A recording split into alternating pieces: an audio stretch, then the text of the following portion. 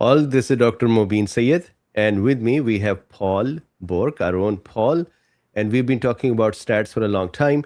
It looks like as we are once again in the vacations season and holiday season, it will be interesting to look at how COVID is doing. So, Paul, thank you very much for collecting the stats, and thank you very much for your time. Please take it away. Thank you very much. Glad to be here.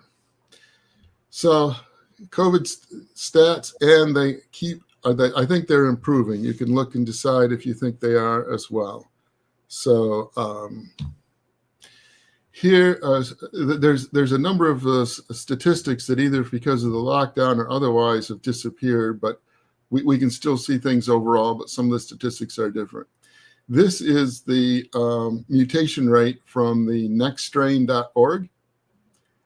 And as you can see here, the overall rate is 27 substitutions per year.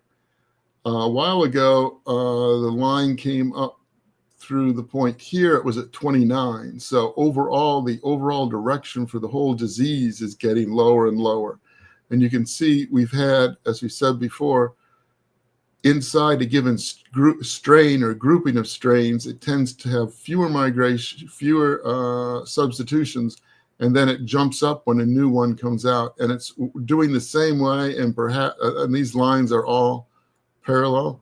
And you can see, if anything, it's maybe a little too high, and it's actually a little flatter now for the active mutations and the variant group. And remember, I call it a variant group.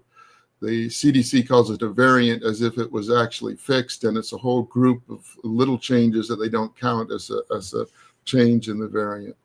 And so, if anything, we're getting fewer changes. The disease may be settling down and have fewer changes that it can do, but it is going to, the danger comes in from a new variant having mutations, and the fewer of them, the less risk the disease is to go forward.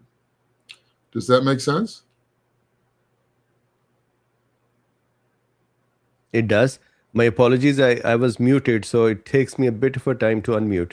So Okay, yes, I just want to be sure that if I say something that's confusing, we can address it right away. And so all the good. next, in terms of where the disease is overall, we go to the very, we're going to the results from the sewage. And the sewage is not really a very good indicator, but it's a consistent indicator. And you can see we have a downward slope in the peaks. You can see that these are each of the regions separately that I got. And we seem to have more variability back here in right before and during the beginning of 2024 than we're having now. There's a little here coming up the same area and region. It may be that some new variant starts there or something, and we have a higher jump up here for the same thing, but the whole variability is coming down, and you can see the number of the amount of contamination or the number of colonies or viral particles that they find is coming down and down and down.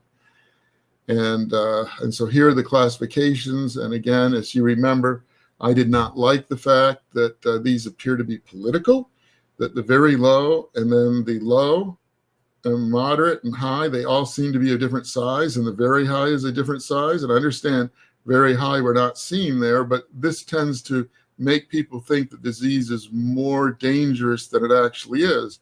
And if we start off with the highest thing and then split it into 5 zones, they each should be about 20%, and we would be in the very low range.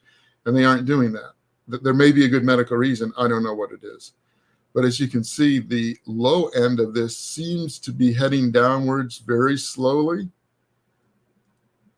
And the upper end seems to be coming down a lot faster. And so this is saying that the number of viral particles found in the sewage averaged across America, and if you remember, some states have none, some have a lot, and whatever, it's not a very good indicator, but it is a fairly consistent one. And so the fact that it came down 20%, even if the measurement isn't very good, the relative measurement may be a decent indicator. And as you can see, it looks like the peak here was actually lower than what the average, and this peak looks like it's back up to what the average is. And so it's a bouncing around like you would expect the data to show in a real world situation, but there is a very significant decrease. And so things are getting better. There are less indication of the disease in the sewer system. And Paul, just one quick note. Your highlighter, that little pointer, is not showing up. Probably because they didn't turn it on. Okay, now it is on.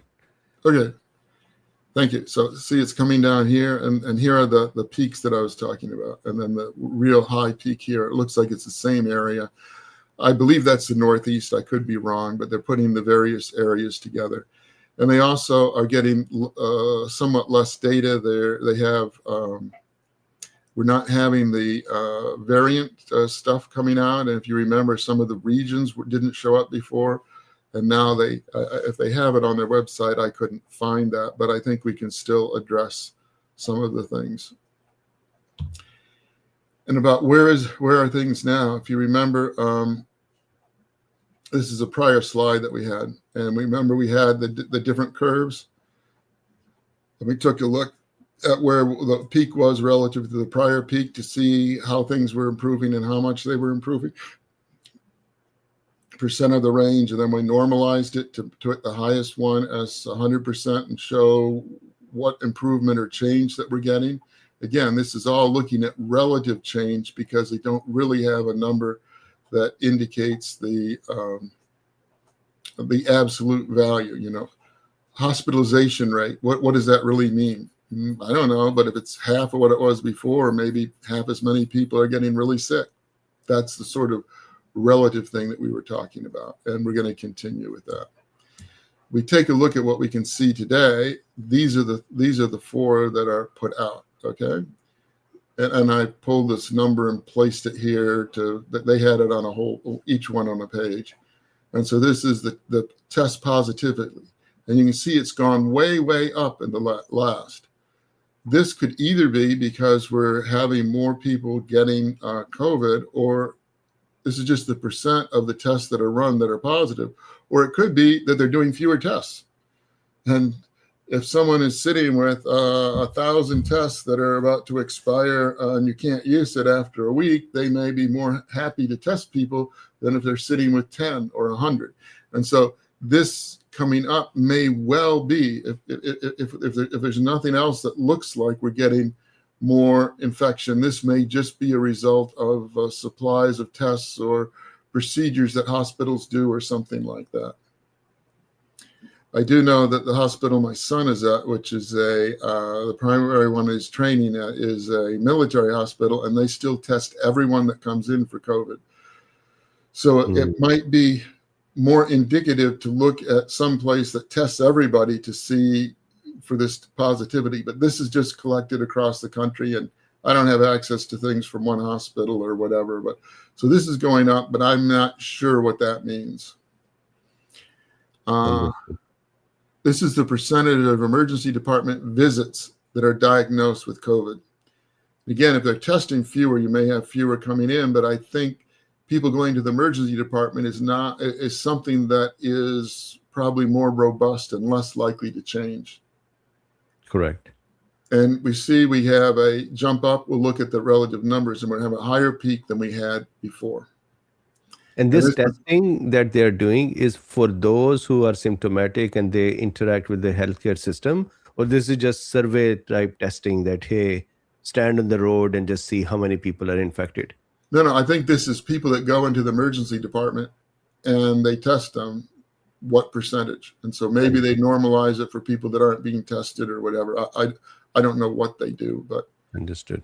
But the idea is that these are the percent of people in emergency departments that have COVID that they're looking at, which says it's less than 1% right now, which is understood. And so here it was 3 times higher, about 2%. And this is the hospitalization rate per 100,000 people. Well, if you multiply it by the population of the U.S., this is the total number of people hospitalized with COVID. And so the emergency department visit is a step before that. And if you look at the timing, because these all go to the same date, this peak is time-wise after the peak here. So that makes sense. You feel a little bad, you go to the emergency department, and if they had a doc in the box, what I call that, that would show up here a little earlier. And then hospitalization, you don't get, most of the people don't go, but those that do go in the hospitalization, you'd think it'd be a little later. And then we have the deaths will come a little later. And look at that, it's flat. No peak. Is it because the data is not collected yet, or is it because the deaths are actually flat? Good question. I suspect it's because it's flat, because if you're not collecting data, it'd show up elsewhere. And I haven't seen it flat before. And we've had lots of other peaks come in, and it always goes up and comes down. So I think the peak is not just a collection issue. Understood. So tell me this. It says the emergency department visits 0.7%. I'm expecting that is of the tested positive. What is 0.8%? Is it the 0.8% of the 0.7% of the emergency visits, or no? of test It's positive? just a percentage of all deaths in the U.S. that are due to COVID. And this is a hospitalization per 100,000. So these are all independent tests. Understood. So this is not a percentage of each other. Yeah, so it's not like if you tested positive, then you might go to the emergency department and get picked up. And then if you then go on to the hospital, but those that came in that didn't do the first test don't show up. No, this isn't a study. This is just collecting raw data, I think. Understood. Thank you.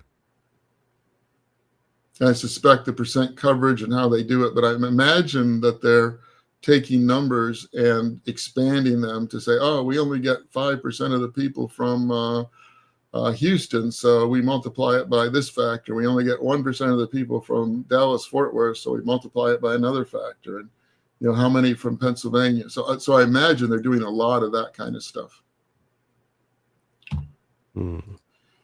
So here, let's look at it. This is the positivity, 6.7, and here I went from down here at the 0, which it could be here, but let's go to this 0 up to 100, and then where is it? It's 100% above. That's 220% of the peak before it. And if you move the 0 up here, you get a different number. But then the question is, where really is it? And what I believe happened is this trough here is simply because this peak occurred before the other one was gone. And so I'm not sure that this is not the real 0. Because you would think if there isn't a disease floating around, the number of people testing positive should be 0. Okay, and this is the emergency department. And here we're at 130% of what it was before. And the 0 still, you see, this one isn't all the way down. This one is further down. So it's the same thing as before. I think this peak occurred quicker than this one did after it. And this peak got a chance to come all the way down, this infections peak. Interesting. And here is the hospitalization rate. And again, I'm going to the 0 and just put a line through showing you where this 0 is, because it's about halfway up. So, the hospitalization, it may be that the hospitalization drags on a lot longer than from each peak. It may be that once people get in the hospital, they're there for a couple of weeks, and you don't get the numbers down. And I'm assuming that if you're in the hospital, that they count you as hospitalized, and it's not just new admissions each week. But I don't know that for sure. So again, here, this peak, rather than being 120 or 200, this peak is only about 50%. So this would say that there's a lot more people going into the emergency department, but fewer of them being hospitalized with this peak versus the prior peak. And then if we look at deaths, we have the same kind of thing. This is about 40%. and the hospitalization was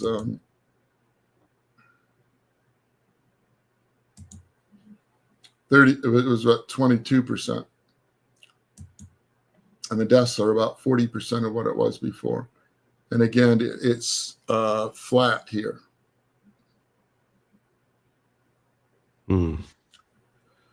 So here is their actual total deaths. Okay, we've looked at this graph before we could put the percent of hospitalization on top of it, but apparently that function's been removed. And this was picked up just recently, but look at the date that I circled here. September 20. It's like it's been a while, and so they okay, but if they didn't know, then how come they got the percent of deaths due to COVID, and that's up to date, but the total deaths, the percent of deaths in the U.S. due to COVID they have, but they don't have the deaths. That doesn't make any sense. Yeah. Unless they just don't want to plot it for some reason, and that doesn't make sense to me either. Or maybe there are two different teams that are managing these graphs, and one team has the data and the other does not have it yet or has not input that yet. But if you're doing the percent of deaths due to COVID, you have to have the total deaths, right? Yeah. I don't know how you calculate it otherwise. That is true. Okay, I give up. I can't explain them.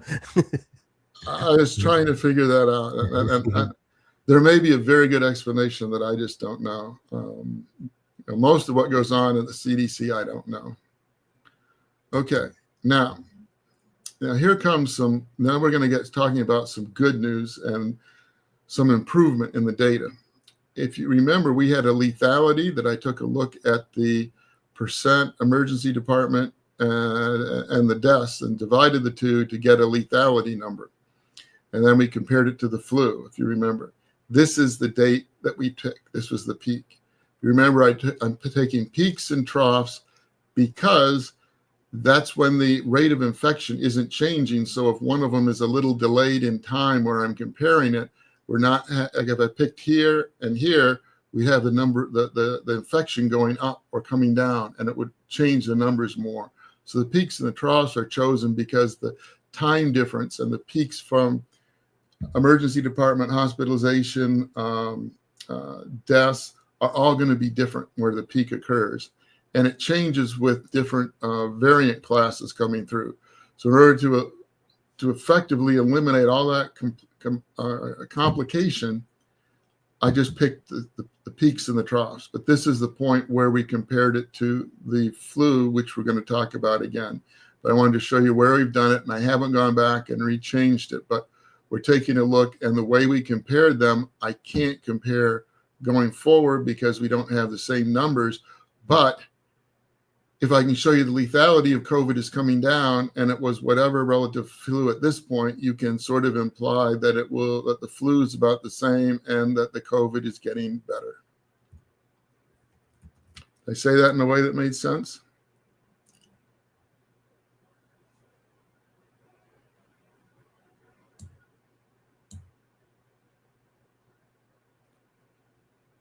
Okay.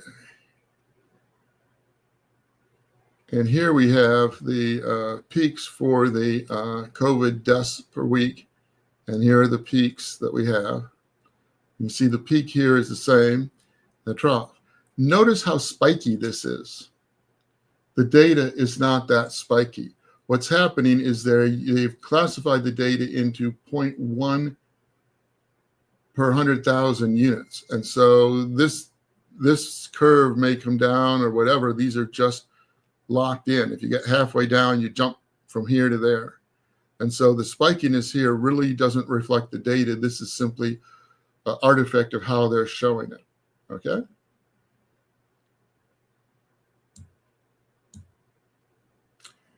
And again, to do this, we were here, and this is showing that it is 40% lower than what it was below.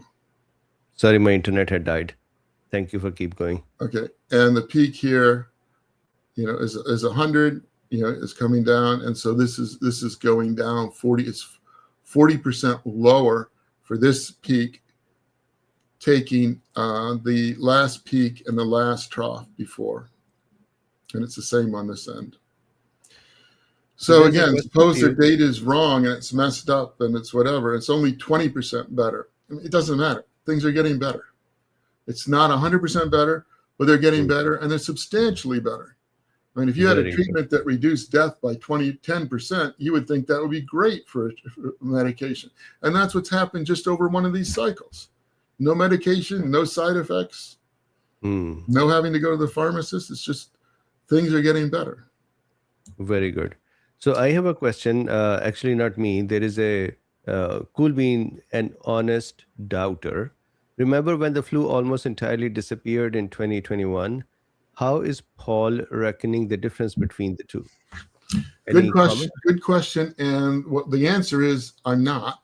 Because what I was doing is I compared because I'm not comparing it to the current flu, I'm comparing the lethality to a flu several years ago that the CDC gave what the total hospitalization and total deaths were, or the emergency department visits.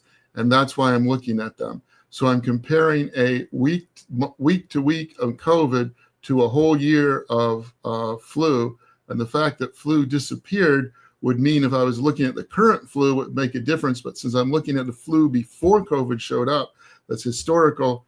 The fact that the flu disappears or doesn't disappear today doesn't change the lethality. Because again, I'm not comparing it with the flu today and how lethal it is. I'm comparing it with what they said was an average flu lethality several years ago. Makes sense. Thank you. You're welcome. Okay. The death data changed all the way back. The CDC, it changed from what I'd had before. Some revisions were more than 50% changed. A few didn't change at all. They changed a lot. Why did they do it? I don't know.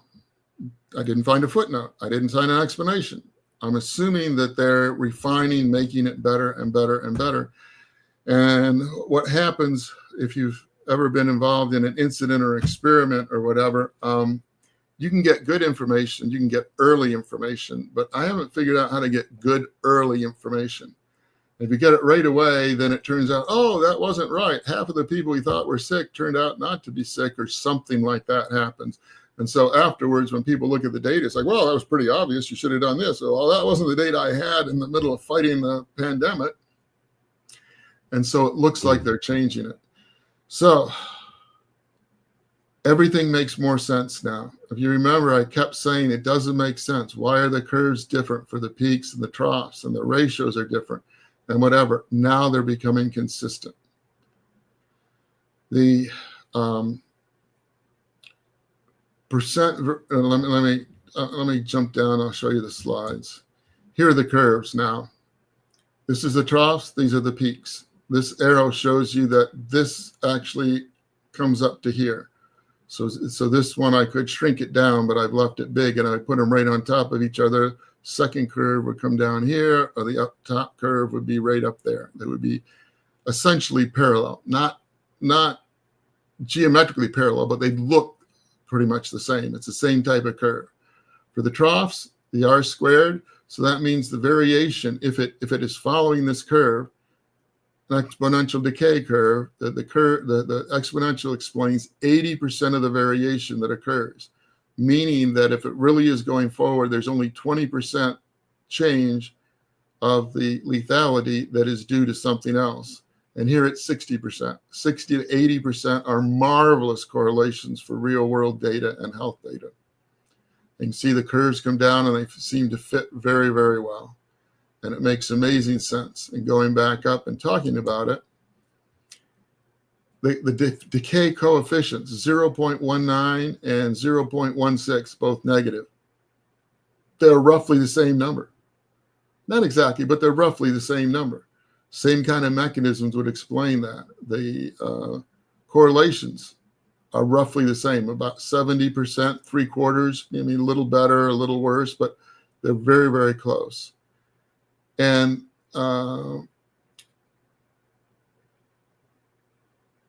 Yeah. So if you take a look, because remember what we're doing here. I'm taking the deaths. Where is it?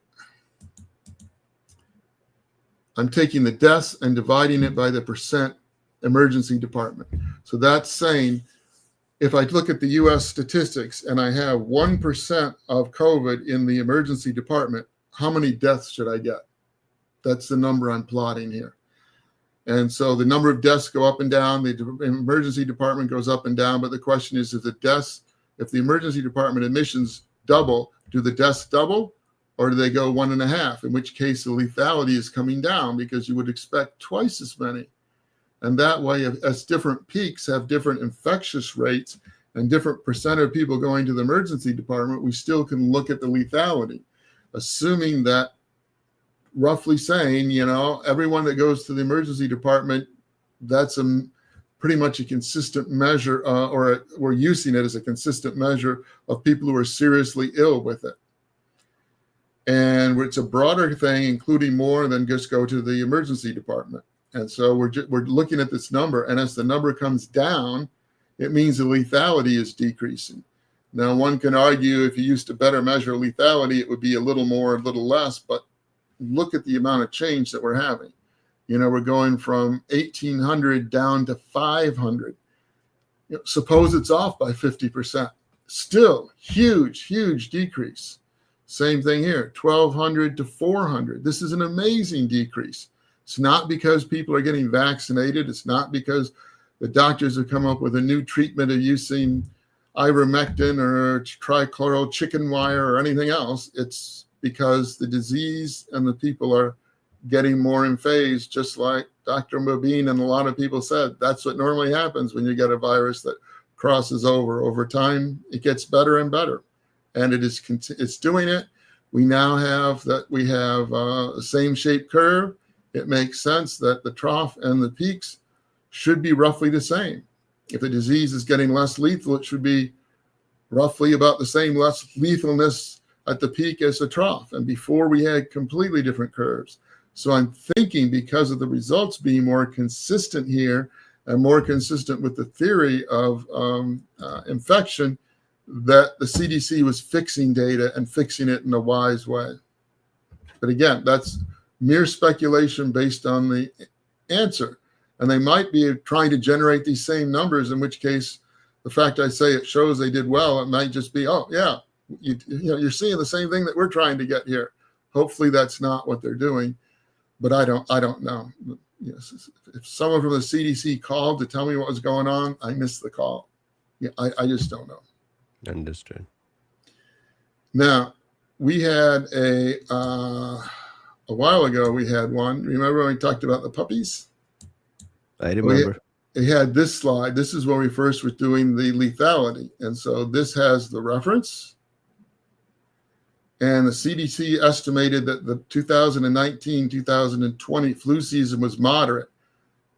35 million people sick, 16 million views to healthcare provider, 390 hospitalization, and 25,000 flu deaths, which is a 6.4 lethality, which is taking this is a little different. This is taking the deaths and dividing it by hospitalization. Then for COVID, on this date I looked at, September 7th, for that week, we had numbers of the hospitalizations, lethality, deaths. And so I divided those out, and it said COVID was 120% more lethal with this measurement than the flu was for the whole year. It's apples and oranges, but just to give a rough idea of how lethal. This is the number that I was using. And so then, using this lethality, I said, okay, that means, again, given the numbers, 120%, that says they're about the same to me. The 20%, that's my theory isn't that accurate. So they're roughly the same. It's not 10 times, it's not 5 times, they're roughly the same.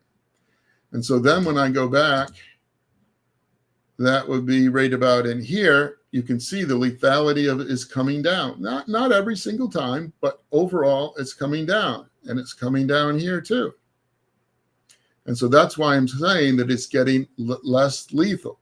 No one is collecting the data that I would like to do these measurements. So I'm using the data I have. Interesting. But you asked for it, and I went out this time. I've talked about it several times, but this time I went back to get the slide that I was using before. And you can argue, oh, the CDC that said that this was a moderate, let's see, where does it say? Yeah, the burden of illness was moderate for the 2019 and 2020. Well, if you say, well, no, that was a heavy one and flu was less serious, well, then my numbers are off. Or if you say, oh, that one was really light and the flu normally is heavier than that, then the 120 becomes 60 or it becomes, 200. But again, regardless of whether it's 200 or 50, it's still coming down, and it's coming down a lot. So again, I'm not saying this is a great measurement, but we have to measure something to see the change that's occurring. And this is what I chose to do. And yeah, so this is the curves that we have, and you can see as we add the points, and some of these points moved around a lot. And before we had straight line fits and all kinds of other things. Now the best fit is exponential decay, which is exactly what you would expect from biology, at least a little bit I know. So going back to this, we've got the troughs. The trough are improving, meaning that health is improving. It's an exponential decay is the best fit. Correlation coefficients, 60 to 80%, marvelous. Decay coefficients, roughly the same. The death for each, the death divided by ED emissions, are both down around 500. So what that says is for every percent of ED emissions that are viewed as from COVID in the U.S., roughly 500 people in the U.S. die. And so if the specific number for a given time is 5%, you're going to get 2,500 people dead. If it's 0.1%, you'll get 50 people dying. And the number is roughly 25% more deaths, specific deaths. Specific means per percentage. So, for each percent in the ED, we get 25% more deaths in the troughs. And it may be that what's happening is there's some people that when they get COVID, they're going to die because they're so fragile. And in the troughs, you have fewer people coming into the emergency department that are robust enough to recover. So it makes sense that the troughs would have a higher specific death rate. At least it does to me, because there's some people that just they're so fragile. And my dad was like that right before he died. It's like, one more change, one more impact, and he's gone because he doesn't have any resilience left. Yeah. And unfortunately, there are people like that. And so I'm just saying it makes sense. If it was the other way around and you had a higher death rate at the peaks, that I wouldn't know how you would explain that. So that is what I have. And so it looks like again, I'll go back up and leave it here on the curves, but this is the data that we're having, and things are getting better. They've stopped collecting a lot of the data, and I don't know if the last group of not collecting is due to the government shutdown or whatever. You saw that the reporting of the deaths themselves is many months old, and I don't know why that is, if they stopped reporting or not. Most of the graphs I've seen from CDC, when they stopped, they put a little page that said, on September 3rd, we stopped reporting this, and there's no more updates. So I don't know, but I think that the data makes sense now. And before it didn't. I was afraid that I wasn't figuring something out or whatever, because it didn't make any sense why the curves were shaped differently. But now with the revision that the CDC made to the numbers, it looks like it makes sense to me, and it's decreasing. It will take a long time at this rate to completely go away. But I am so happy that we're down here at 500 for every percent and not at the 1,500. It's come down threefold. and that's probably over 2 years. Mm. And so if it continues to go, it'll come down another 50% over the same amount of time. Understood. Thank you so much, Paul. Thank you for the insights, for your time, for collecting this data. And Cool Beans, I hope you enjoyed it and you saw how the things are improving. So, with this, happy holidays. Enjoy. We would continue to meet in the coming days. So, Thanksgiving is coming. So, happy Thanksgiving as well to those who celebrate it. And Paul, thank you very much as well. And happy Thanksgiving to you and your family too. Thank you. And I hope you and your family have a great Thanksgiving.